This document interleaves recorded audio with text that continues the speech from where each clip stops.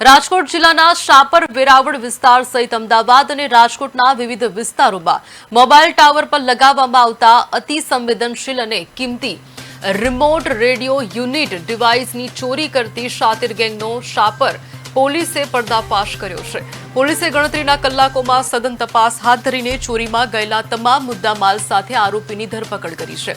અતિ સંવેદનશીલ સાધનોની ચોરીના કારણે ટેલિકોમ સેવાઓમાં મોટા પાયે વિક્ષેપ પડવાની શક્યતા હતી।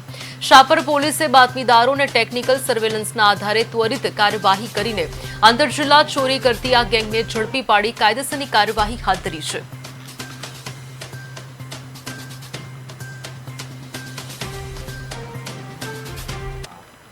એના જો અહીંયાના લોકો છે એનો એ જ્યારે અમદાવાદ રાજકોટ અને રાજકોટ ગ્રામ્યમાં જો બનાવ બન્યા એમાં એ લોકો સહભાગી છે।